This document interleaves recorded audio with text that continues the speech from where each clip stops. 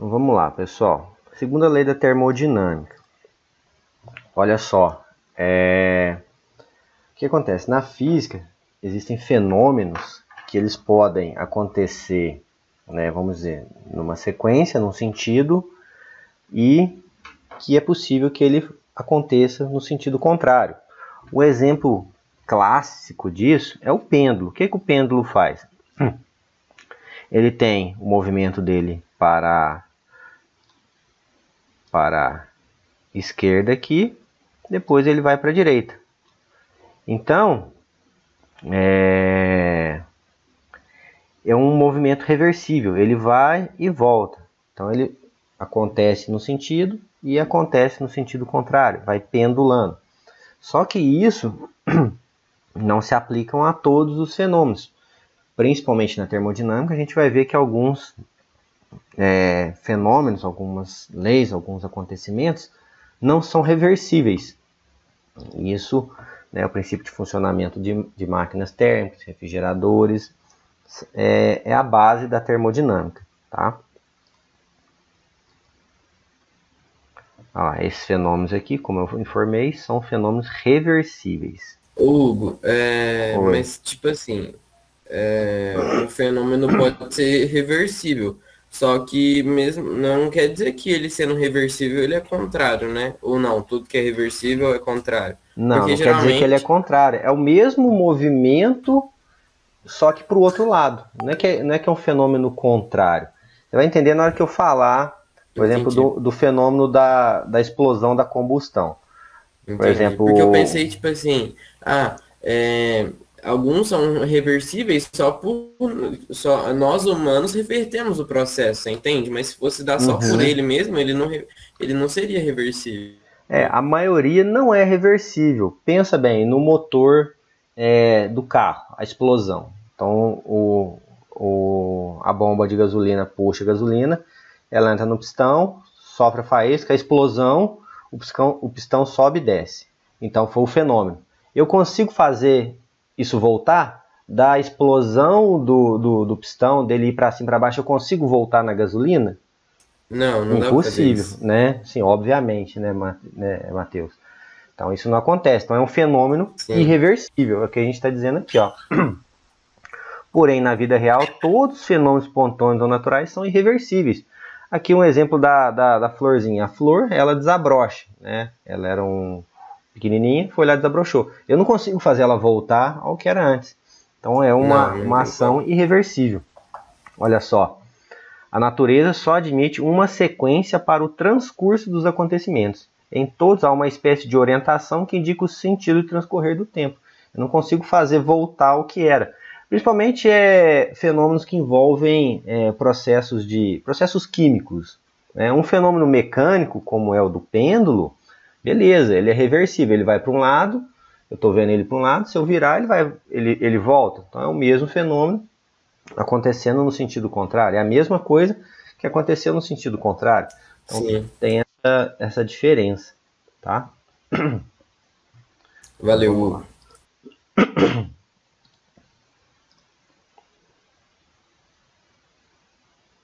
Aí deu para ver a animação aí, né? Tá vendo? Ela não volta ao que era antes, né? Ela tem a sequência dela e fim, né? Vai até um fim. Assim, um fenômeno irreversível é possível distinguir entre o antes e o depois, quando ele começou e quando ele terminou. Eu não consigo voltar no começo, né? Como a gente conversou aqui. Um copo de água gelada a 10 graus colocado sobre a mesa a temperatura ambiente 25, espontaneamente receberá calor do ambiente, elevando sua temperatura. Nunca o contrário. É o sentido do fluxo de calor, né, do corpo de maior temperatura para o de menor temperatura. Esse fenômeno de transferência de calor é um fenômeno irreversível. Por quê? O contrário eu não consigo fazer. Eu não consigo, do copo mais gelado, puxar o copo gelado atuar no mais quente. Não, é o mais quente que vai ceder calor para o mais frio. Isso a gente conversou, né?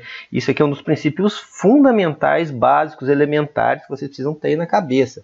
É a questão da transferência de calor. Você nunca vai falar que o frio se movimentou, o frio foi transferido. Não. um corpo ganha ou perde calor. Se ele ganha calor, sua temperatura aumenta. Se ele perde calor, sua temperatura diminui. Então, se eu colocar em equilíbrio 25 com 10, por exemplo, se eu pegasse 2 copos de água, um com água a 25 graus e outro com água a 10. A água de 25 vai perder calor, vai ceder calor para a água de 10. A água de 10 vai receber calor, vai aquecer, e a de 25 vai perder calor, vai esfriar. Tá? Como a física busca entender e descrever a natureza através de leis, a reversibilidade dos fenômenos naturais será expressa na segunda lei. A segunda lei da termodinâmica diz exatamente isso, que os fenômenos são irreversíveis. Ó. Segundo a lei da termodinâmica, os fenômenos naturais são irreversíveis, porque o calor gerado por eles nunca pode ser inteiramente reaproveitado em outra forma de energia. Aplicando esta regra de funcionamento de máquinas térmicas, temos que, olha só, nenhuma máquina térmica operando em ciclos pode retirar calor de uma fonte e transformá-la integralmente em trabalho. O que isso quer dizer? Não existe nenhuma máquina com 100% de eficiência. Máquina térmica, um motor. O motor, por exemplo, para vocês terem ideia, o motor, a combustão de um carro, né, que eu falei, uma bomba de gasolina ou de álcool ou de uma mistura que tiver lá, vai puxar o combustível, vai jogar na câmara, a câmara vai sofrer a faísca e vai ter a explosão. Esse poder calorífico da explosão, ele não é 100% transformado em trabalho, ele não é 100% transformado no movimento do pistão. Existem as perdas nas peças, as perdas por atrito, então não existe nenhuma máquina capaz de fazer isso. O motor de carro, para vocês terem ideia, o motor a combustão, ele tem uma eficiência baixíssima, em torno de 20, 30% só. Então, o poder... E também eu não sei se é verdade, mas eu já vi que a maior força, tipo, a maioria da força que ele expele é justamente para manter ele mesmo ligado, né? É para mantê-lo em funcionamento, para manter a sua inércia, o seu movimento. Isso. Então, se a gente pegasse e analisasse quimicamente o poder de explosão, o poder calorífico de 1 litro de gasolina, lá, por exemplo. Esse litro de gasolina ele tem um poder calorífico. Isso, ao ser transformado em trabalho, que é a mesma unidade, né? Trabalho, vamos dizer, é joule, o calor é caloria ou joule, mesma coisa. Percebe-se que o que é o poder calorífico não é totalmente transformado em trabalho. No caso do motor, como eu falei, é muito baixa a sua eficiência. Ele perde muito calor, né, para o ambiente externo, nas peças, no atrito, para manter a própria inércia do carro, para mantê-lo em movimento. É isso aqui, ó, tá vendo? Tem a fonte de calor, que vai... Aqui no caso é uma máquina a vapor, né? Fonte de calor que vai aquecendo e faz o pistão se movimentar, realizando o trabalho. Esse movimento aqui, ó, é gerado uma força para cima. Essa força, o pistão se desloca a uma distância. Aí vocês sabem, né? Força vezes deslocamento é igual a trabalho, né? Só que todo o poder calorífico aqui, ele não é transformado. Então, muita coisa é perdida, né? A eficiência, né, do motor, né, da máquina térmica. Olha só. Em uma máquina térmica, o calor retirado de uma fonte quente, ó, QQ é calor quente, será transformado parte dele em trabalho, e o restante rejeitado numa fonte fria, né? Ela, tá vendo? Aqui tem o desenho, ó, o que vira trabalho, e tem aqui, ó, o que não virou trabalho, vamos dizer, ele vai para um resfriador. Porque se esse calor todo fosse jogado, né, em alguma parte que não fosse um resfriador, ele provocaria aquecimento, né, um aquecimento desnecessário para a máquina, no caso. Aí, ó, calor da fonte quente, ou seja, o meu calor total, vamos dizer, é o que virou trabalho mais o que foi rejeitado. Então, essa aqui é uma equação da segunda lei da termodinâmica. Tá? Depois eu vou postar os slides para vocês aí, para ficar tranquilo. As máquinas térmicas, né, pessoal, elas vêm de muito tempo o pessoal, antigamente, né, eles tinham a ideia de conseguir construir, né, um motor perpétuo, um sistema perpétuo. O que é um sistema perpétuo? Que ele funcionaria, você colocava ele para funcionar e ele ficaria ali, ele se autossustentaria. Só que isso não tem como, sem você utilizar alguma outra fonte para complementar o que é perdido. Por quê? Como eu disse, o que é produzido, o que você tem de fonte de energia, você não consegue transformar naquilo em trabalho. Aí tem a questão do motor perpétuo, vocês já devem ter ouvido falar. O pessoal fala do motor perpétuo. Existem alguns modelos, mas tem um deles que é feito na base do magnetismo, né, interações magnéticas. Só que mesmo no magnetismo, onde não há atrito, existem perdas no ar, perdas no próprio movimento, porque ele precisa girar, ele não vai flutuar. Então, por menor que seja o contato das engrenagens do motor, vai haver alguma perda ali. Ela pode ser mínima, pode demorar muito tempo o motorzinho parar, mas isso vai acontecer. Depois vocês pesquisem aí, questão do motor perpétuo, aí, quem tiver curiosidade. Porque na física, né, vocês devem estar sempre curiosos, né, para ver, para tentar entender. Mas aqui, ó, o diagrama aqui, ó, que bacana. O funcionamento de uma máquina térmica representado pelo diagrama ao lado.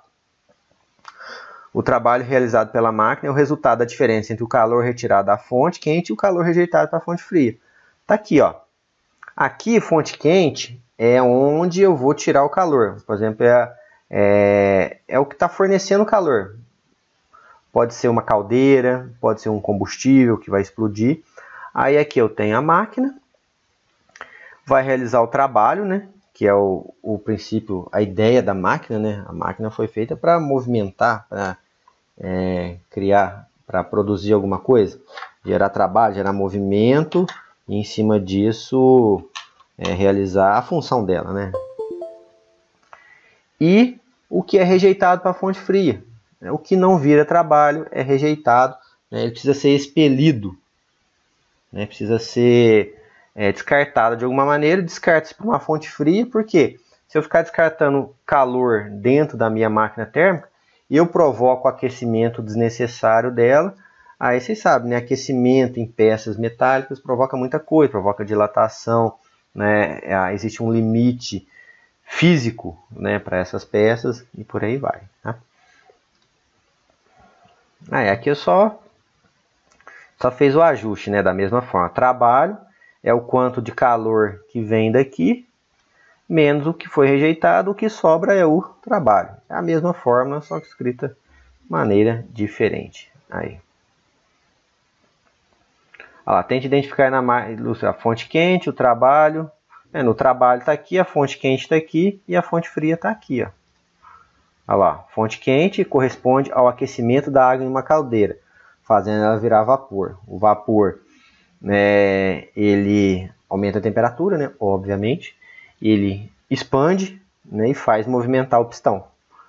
O pistão movimentando realizou trabalho. O que não virou trabalho é rejeitado aqui, ó.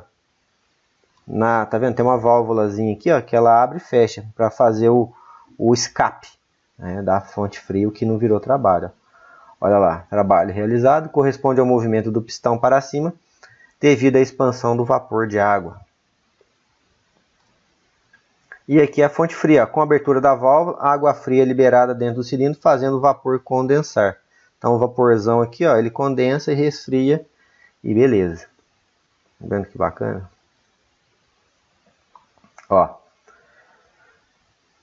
Observando, o calor rejeitado na fonte fria não pode mais ser reaproveitado, não é, pessoal? Aí cai lá no processo irreversível. Tá vendo? Eu realizei o processo, peguei o calor, transformei ele em trabalho e rejeitei uma parte. Essa parte rejeitada, que não foi utilizada, que não virou trabalho, eu não tenho como fazer nada com ela. É o que está dizendo aqui, ó. Na máquina em outro ciclo, essa energia torna-se indisponível. Tá vendo?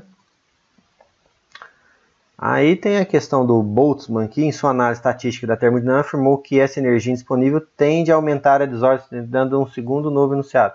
Pessoal, isso aqui, ó, em qualquer sistema físico, a tendência natural é o aumento da desordem.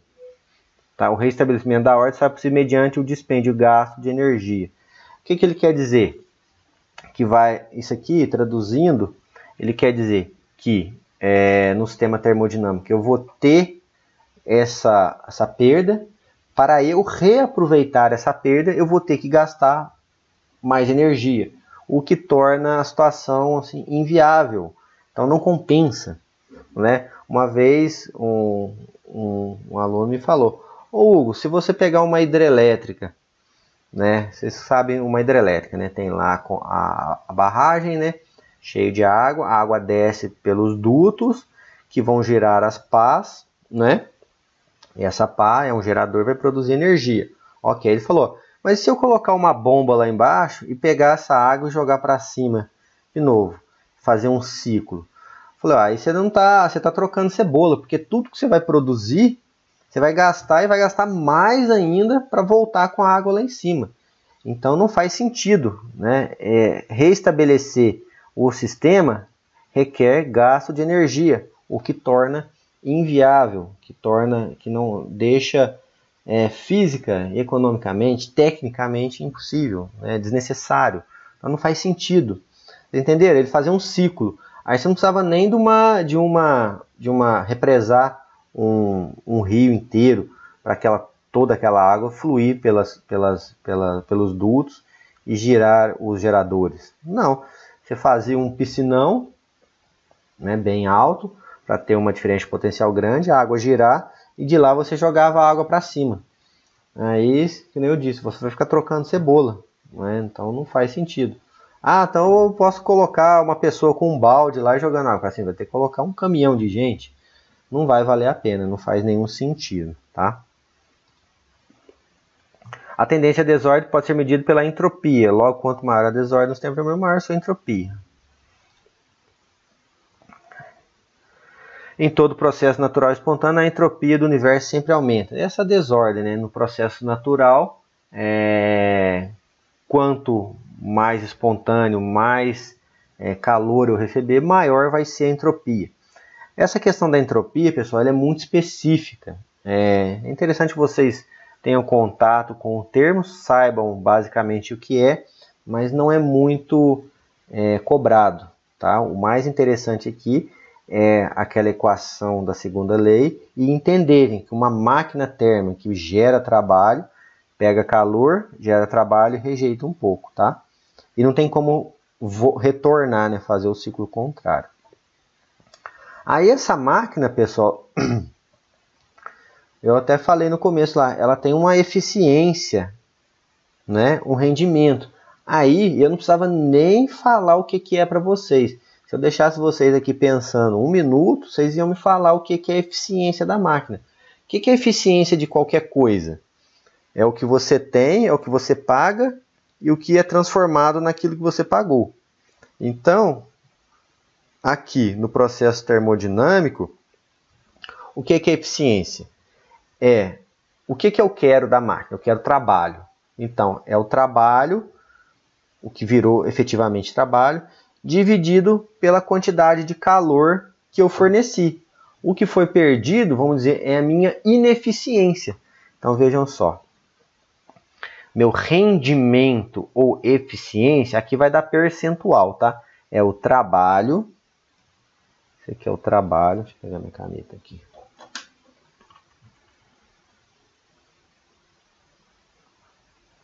É o trabalho dividido pelo calor recebido. Aqui vezes 100, que vai dar o rendimento percentual. Se não tivesse o 100, por exemplo, se você fizesse essa conta aqui, ia dar 0,8. 0,8 corresponde a 80%, né, pessoal? 0,7, 70% e assim vai, tá? Aí são só manipulações matemáticas agora. Como o trabalho pode ser definido pela quantidade de calor fonte quente menos a fonte fria, pode dar esse upgrade aqui. Ah, por quê? por que é interessante apresentar essas fórmulas aqui, ó? Olha só, olha que interessante. Sim, é só um facilitador, mas vocês são sagazes, vocês são espertos. Então, olha só. Se no enunciado vier fornecendo a quantidade de calor recebido, quantidade de calor expelido, você calcula o rendimento aqui direto, ó. Pode fazer essa daqui ou essa daqui, tanto faz. Você não precisa calcular o trabalho, você faz uma conta só. Assim, vou resumir, é a mesma coisa, só que utilizando parâmetros diferentes. Se ele der o trabalho e a fonte de calor, beleza, já faz direto aqui. Se ele der a fonte de calor e o rejeitado, você pode jogar direto aqui. Ou você calcula o trabalho, que é o calor menos o rejeitado, e joga aqui. Aí fica a critério de vocês, o que vocês, né, acharem mais conveniente, mais fácil. Tá? Mas é interessante anotar aqui. Tá? Eu, particularmente, uso essa daqui porque eu sei que trabalho é o recebido menos o rejeitado. Então, mas fica, a gente deixa em aberto aí.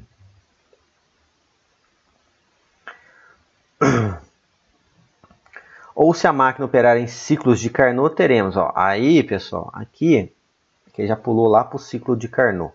Ciclo de Carnot é uma máquina hipotética que tem um rendimento de 100%, é uma máquina hipotética, tá? Ciclos de Carnot. Então ela vai e volta, ela vai e volta. Aí não tem essa questão dos calores. Aí o rendimento, quando aparecer exercício específico disso aqui, eu dou mais uma explicada. Vai ser 1 menos. O que é TF? Isso aqui, ó, se quiserem anotar, é a temperatura da fonte fria, de onde foi rejeitado. E o TQ é a temperatura da fonte quente. Tá? Então, aí você tem que ficar espertões, né?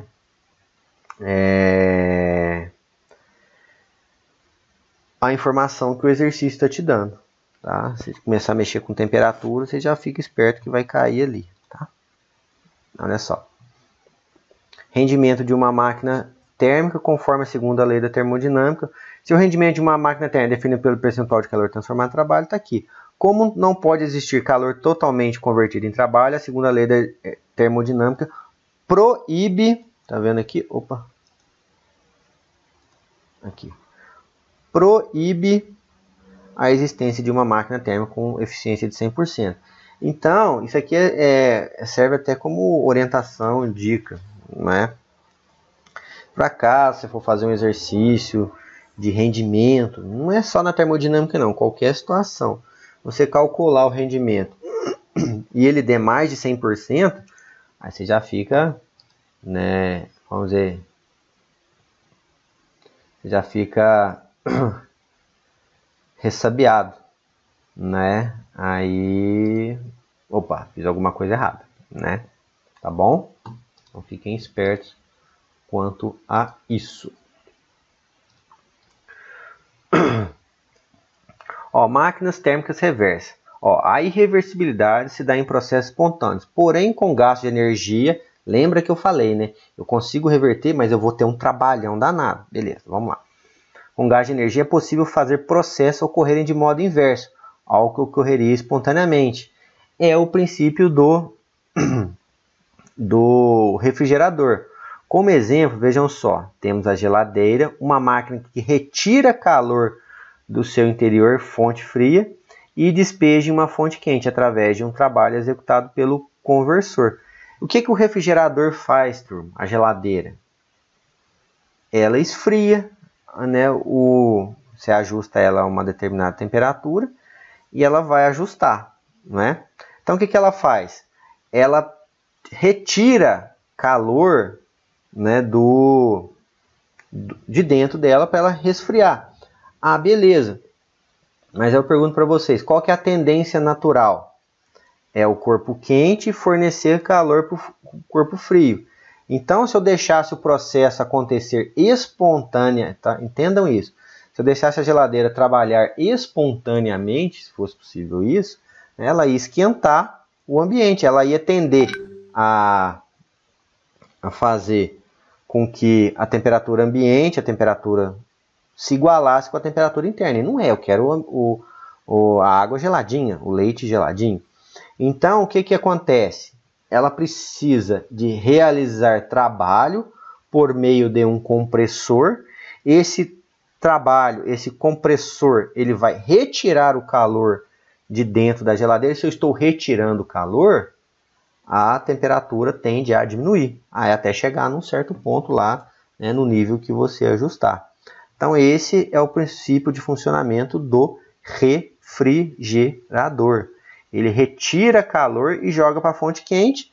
A fonte quente, né, ela vai ter um condensador, ela vai resfriar, né, e o processo vai ser cíclico.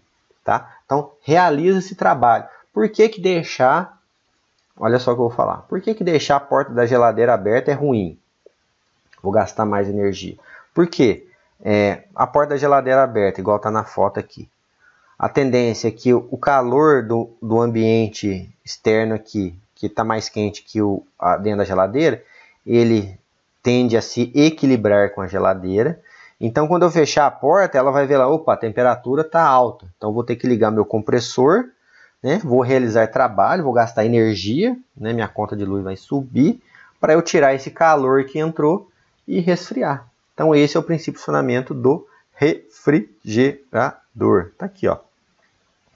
O compressor envia o gás liquefeito, né? Condensado, comprimido por uma tubulação, a serpentina, de pequeno diâmetro localizado na parte traseira. Tá vendo aqui, ó, o condensador. Aí, olha lá. Tá vendo? Na unidade de evaporação localizada no congelador e painéis de resfriamento, o gás passa por uma tubulação de maior diâmetro e expande rapidamente, evaporando um processo adiabático, provocando o seu resfriamento. Então, o que eu estou fazendo? Eu vou inserir algo mais gelado lá dentro, que vai fazer com que a temperatura abaixe até a hora que eu quiser. Até a hora que eu quiser não, até onde eu tiver ajustado.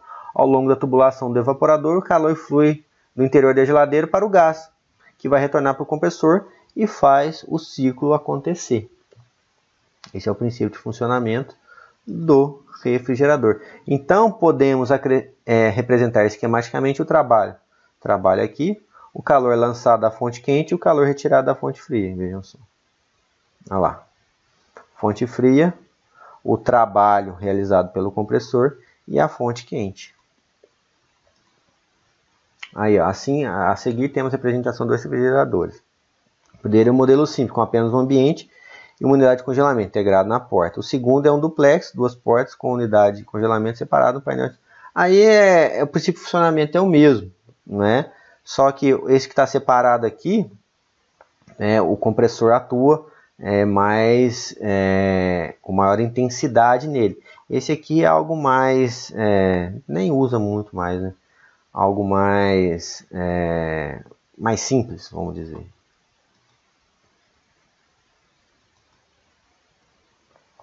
Agora a eficiência do refrigerador. Aí o refrigerador, ele já é a eficiência dele, como a função dele é refrigerar, é esfriar. Então é a razão entre o calor retirado da fonte fria e o trabalho realizado. Então se eu tirar muito calor com pouco trabalho, eu tenho uma eficiência. Tá vendo? É eficiência, não é rendimento. Vejam só, aí, ó. O trabalho QQ menos que eu posso alterar a forma aqui dessa maneira também. Aí a questão do ciclo de Carnot de novo, né? Envolve as temperaturas, pode ser utilizado dessa forma. Então, depois eu vou disponibilizar os slides, vocês podem, né, anotar tudo isso. Deixa eu ver se é só exercício aqui agora.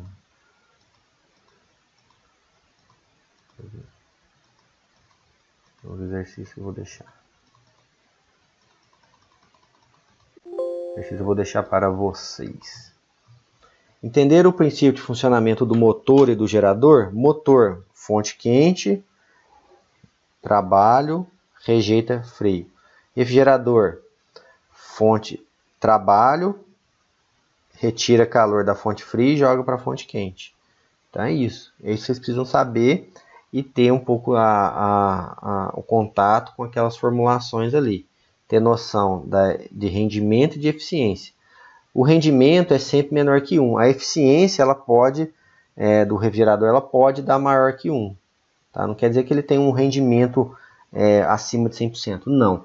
É a quantidade de calor rejeitado em função do que vira trabalho. Deixa eu só salvar um negócio aqui.